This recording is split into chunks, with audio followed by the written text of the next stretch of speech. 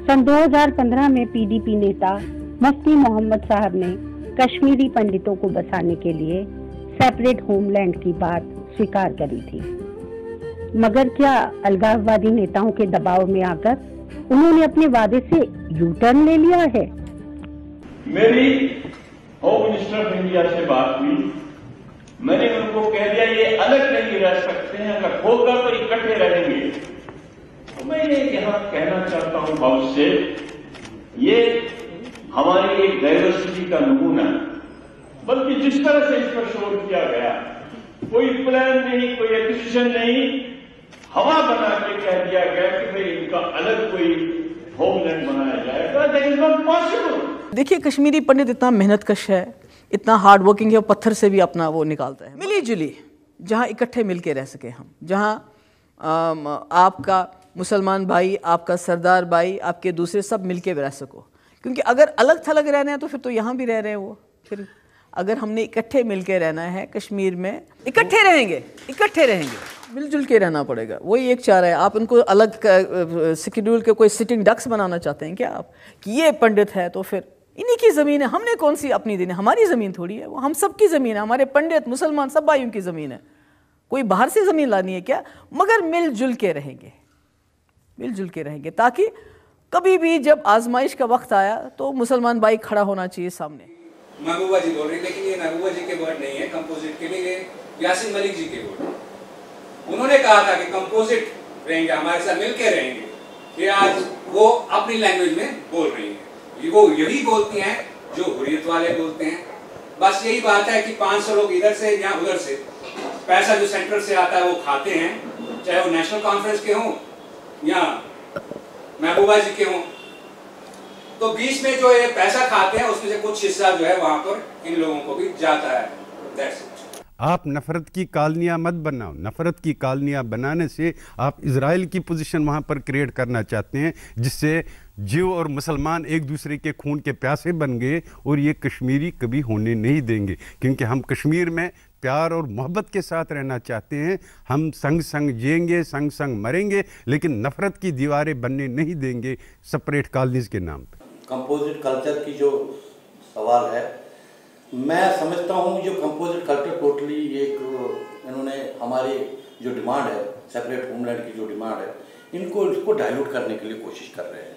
ये कुछ बीच का रास्ता निकालने की कोशिश। कंपोजिट कल्चर मीन्स कि 50% वहाँ के लोकल रहेंगे, 50% हिंदू रहेंगे, या 40% हिंदू रहेंगे, या 30% वो रहेंगे।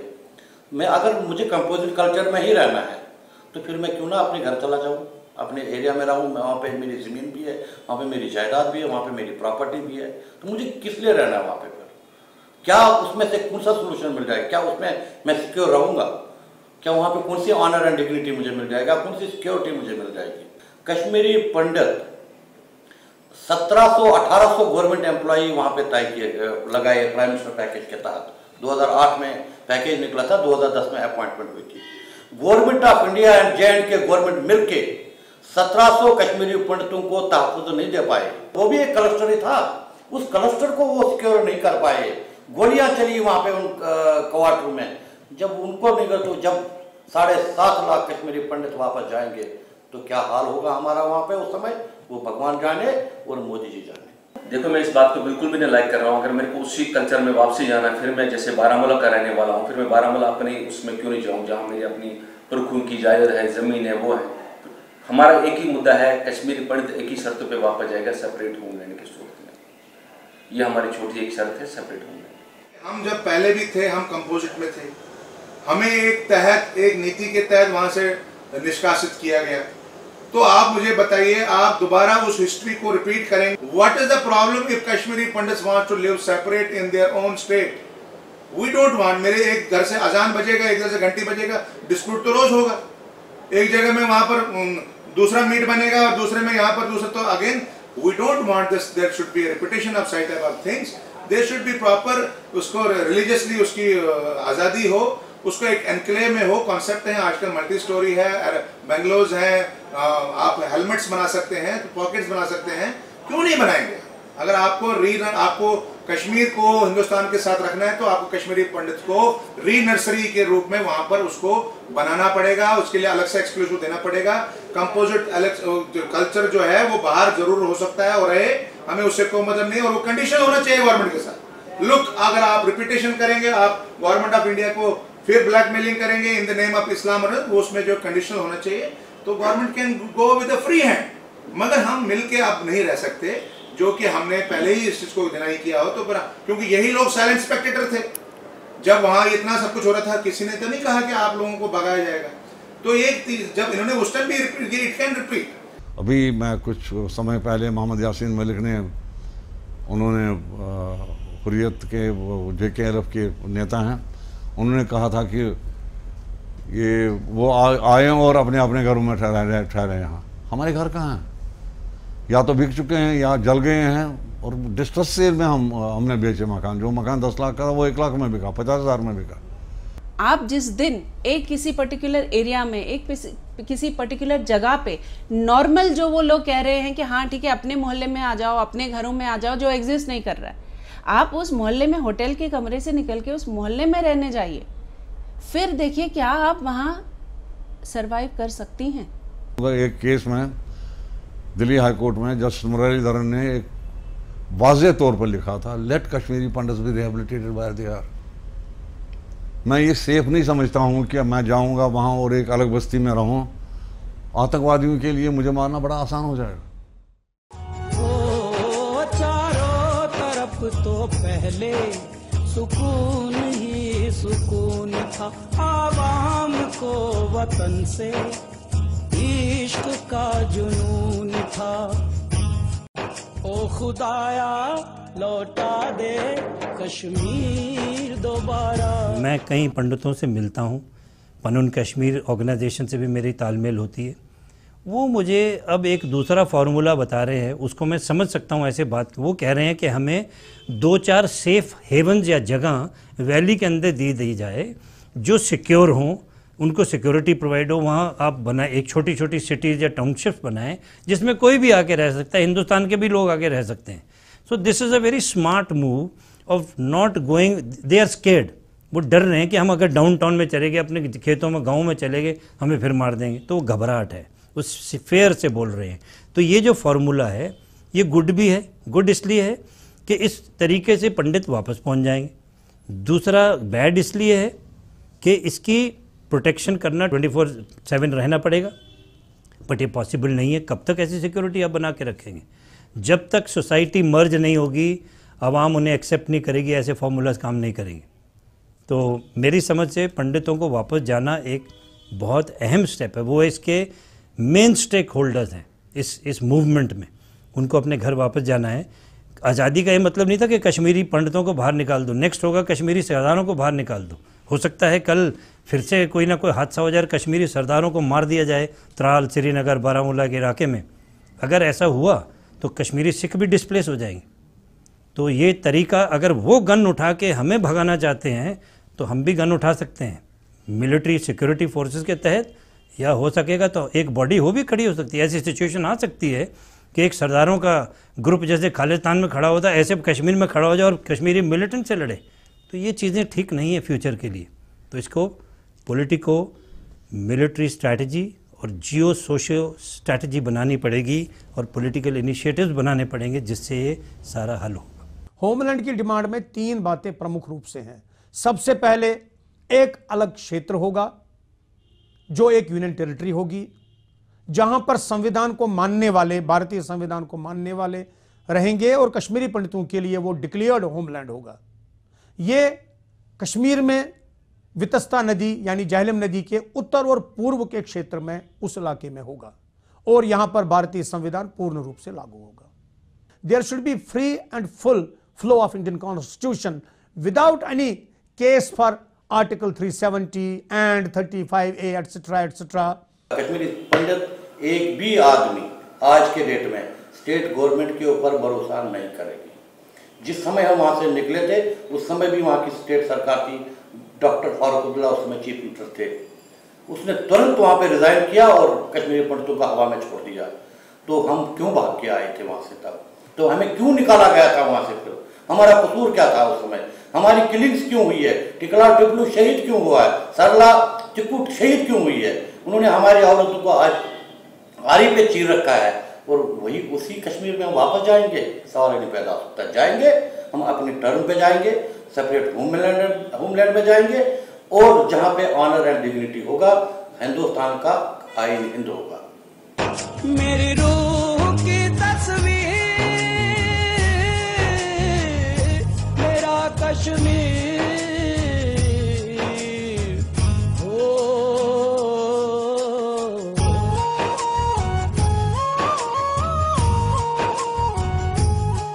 चाहे कफन का जोड़ा मुझको पहना दे तू, मेरे बच्चे को वो जन्नत वो कश्मीर दिखा दे तू।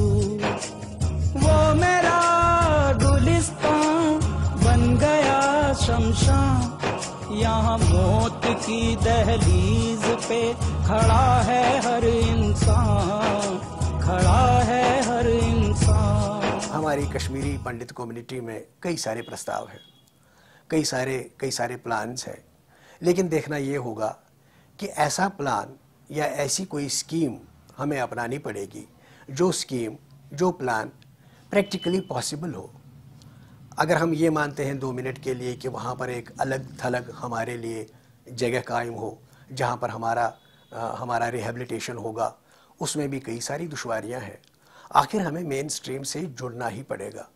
हमारा जो डे टू डे जो हमारी एक्टिविटीज़ है, जो हमारी डे टू डे लाइफ है और 24/7 हमारी सुरक्षा का क्या इंतज़ाम होगा। इसलिए उस प्रस्ताव में भी मुझे लगता है कि हमें सोच विचार करना चाहिए। अब अगर एक रास्ता ही निकालना है, मेरे हिसाब से मेरा ये निजी दृष्टिकोण है, एक रास्ता यही है कि सारा हिंदुस्तान एक जैसा है। हम सब भारतीय हैं, चाहे कश्मीर का मुसलमान है, चाहे कश्मीर का पंडित है, चाहे कश्मीर का सिख है, हम भारतीय हैं, भारत के निवासी हैं। इसलिए जैसा कि भारत के इतने बड़े देश के बाकी राज्यों में सब कुछ एक जैसा है, वैसा ही कश्मीर के साथ वही रवैया होना चाहिए। आर्टिकल 370 बहुत बड़ा एक अवरोध है, बहुत बड़ी रुकावट है, उसको मेरे हिसाब से हटा देना चाहिए। 370 हट जाता है, हम सब एक हो जाएंगे और सारा देश एक होगा, कहीं कोई भिन्नता नहीं होगी और कोई रुकावट नहीं होगी। हमारे जो काउंटर पार्ट है, अगर वो ये सोचते हैं कि हम कश्मीर में ना आए तो वो भूल में है। हम तो आएंगे कश्मीर, अपना कश्मीर लेंगे ही, लेकिन अब की बार उनके साथ नहीं रहना भाई। सदियों तक उनके साथ रहे हैं, लेकिन अब की बार नहीं, हमारा अलग जगह हो। देखिए हमने देख लिया उनको, वो तो नरक बना दिया है उन्होंने कश्मीर को। कश्मीर रहा ही कहाँ, जहाँ पर 28 साल से दुकानें बंद हो जाती हैं एक कॉल पे कि आज सिविल कर्फ्यू है बंद, हुर्रियत बोलती है बंद तो बंद। अरे जहाँ पर एक ट्रेडर, एक आम आदमी बोल नहीं रहा है, खुल के सामने नहीं आ रहा है, तो आप सोचिए ना जो आपके अलगाववादी हैं या एक्स मिलिटेंट्स है, कितना इनका वहाँ पर दबदबा है। वहाँ के मुस्लिम नहीं इनके खिलाफ उठ सकते, तो हमारी तो बात अब छोड़िए। कि हमने एक नाटक किया था कश्मीर में, दाना इन ताशकंद। उसमें ऐसा था कि जब रूस पर ज़ार की तानाशाही चल रही थी तो इंटेलेक्चुअल ज़्यादा ताशकंद में रहते थे। उन्होंने उनको बता दिया, भैया आप लोग इंटेलेक्चुअल्स हो, दाना लोग हो, आप एक ही जगह रहो, बाहर की हवा आपको नहीं लगनी चाहिए। उन्होंने एक जगह खाली एयरमार्क की, वहाँ अंदर रेस्टोरेंट भी रखे, स्विमिंग पूल भी रखा, खाने पीने का सामान रखा, थिएटर रखा, कल्चरल एक्टिविटीज़ के लिए सेंटर बनाया वहाँ, और उनको उन इंटेलेक्चुअल्स को वहीं बसा दिया। वही हाल हमारा भी होगा, हमें छोटी छोटी बस्तियों में रखा जाएगा और will be confined to ourselves only. वो मतलब ही कोई नहीं है, ये रिहेबिलिटेशन का मोटिव नहीं है। अगर रिहेबिलिटेट हमको करना है कश्मीर में, पहले वहाँ के लोगों के दिलों को जीतना होगा। हम अपनी संस्कृति और कल्चर नहीं खोना चाहते हैं।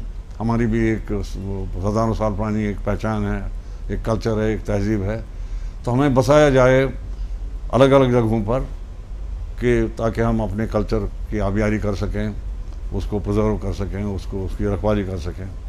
हमारा कॉन्स्टिट्यूशन एग्जाइल दे दो, हमारा काबीना अलग से दे दो। हमको 25 आदमी खड़े कर दिए, डिफरेंट जो ग्रीवेंसेस हमारे मिनिस्टर्स, हम एंग्लो इंडियन पैटर्न पे दे दो। हम दिखाएंगे आपको 10 दिन 15 दिन में, साल 6 महीने में आपको कश्मीर का सारा नक्शा बदल के। But you should allow us, You are putting us in a back burner. You are putting us in a dustbin. How the things will go? Because ultimately लोहे को ही काटेगा. We know their this in and outs.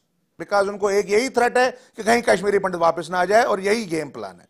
आप जितनी जल्दी कश्मीरी पंडितों के लिए कुछ वहां पर, चाहे हम 2 महीने रहे वहां, चाहे हमारा ताला 8 महीने रहे, 10 महीने रहे, मगर 2 महीने हमारे को री रूटिंग, री नर्सरिंग, चाहे फिर हम कहीं भी रहे. मुस्लिम्स नहीं रह रहे हैं डुअल सिटीजनशिप में, वो यहां आ रहे हैं. ओखला, जुलैना, डिफेंस कॉलोनी, सब जगह पॉश कॉलोनी में प्राउड इंडिया उन्होंने ले रखे हैं. 2.5 लाख स्टूडेंट उनका आदान उड़ान फड़ान में फ्री ऑफ कॉस्ट जो गवर्नमेंट ऑफ इंडिया बेयर कर रही है कॉस्ट, और उनके साथ 4-4 आदमी जोड़े, 10 लाख आदमी आपके पास इसमें दरबार मुंह के टाइम में कश्मीर के बाहर आता है पूरा. और तो वैसा वर्षा हम भी ऐसे ही करेंगे.